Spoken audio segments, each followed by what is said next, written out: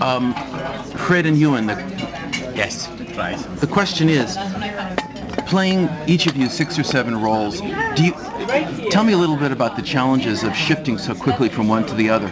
And two, the second question is, do you feel the audience is at all shortchanged, or do you even shortchange your roles because you have to go from Mickey to Sean to Clem to, and how do you do it, and then how do you shift back to your major characters? About shortchanging an audience, I think audiences come to the theatre because imagination is dying in the living room.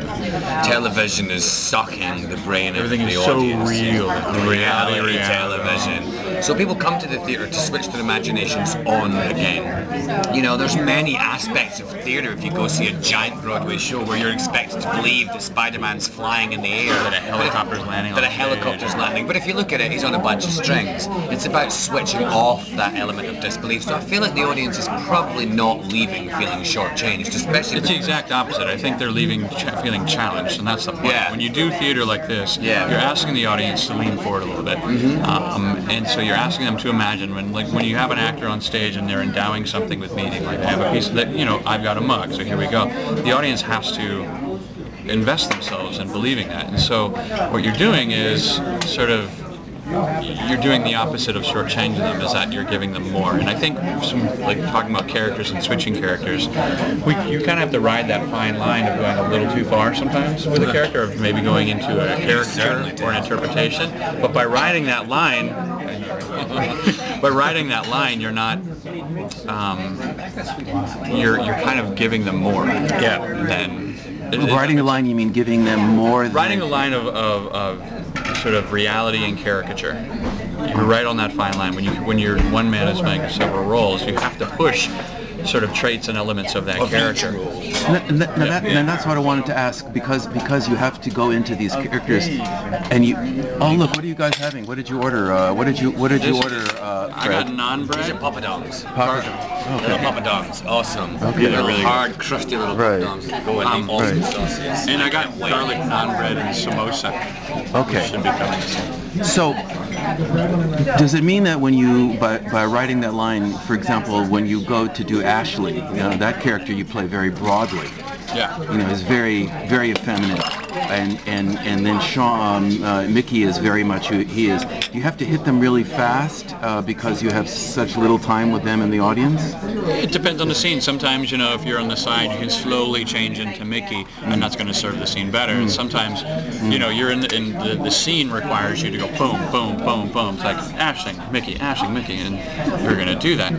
But then, while he's setting up a scene, I can slowly get into Mickey in the corner. Then the audience is like, what's he doing? What's he doing? And they're leaning forward, wondering what's he doing. And then they figure it out, and I think that's satisfying for an audience goer is when you see that kind of. Yes, I had to work, but it wasn't beyond my ability. Exactly. So Euan, what about getting back into your main character, getting back into Charlie, and building momentum and depth? Is it undercut by having to be out of him so much of the time? Well, there's an interesting. I've spoken about this before in a previous time. There's an interesting. For an actor, you go into a process and you have a character. You begin at A, and you work through the arc of a character to Z. For an actor in this show, every single character is on the arc, you know what I mean? So Charlie has his own personal storyline, his own arc. There's all these other people that have their own too, but also filter into how Charlie approaches his life in this piece. I think the reason she chose to have these characters all played by the same actors, I'm sure there was a fiscal reason. But fiscal, you mean F-I-S-C-A-L? Money. Money. Yeah. But there's also the idea that these characters are all inform each other, that we're all part of the same fabric, that Charlie is part of that world, that Jake is part of that world, that the fabric of these people, we all have a little bit of Caroline, we all have a little bit of Jock, we all have a little bit of Aisling, and whilst that sounds a little hokey, playing them and following a character's arc to the end, it really does feel like they're all part of each other whilst separate. So it's quite easy to get back to Charlie. Plus the fact that Charlie's the anchor character. He's the main character. He's the anchor there. So the anchor, yeah. Yeah. So it's good. You go back to Charlie. to re-find yourself, having been Caroline, you know. Find the ballast of the Yeah. scene. So would Like Jake and Charlie are the characters with which all the other characters swarm around. Yes, exactly. So coming back to them, Anchor's a really good riff. so each of you has 6 or 7 characters?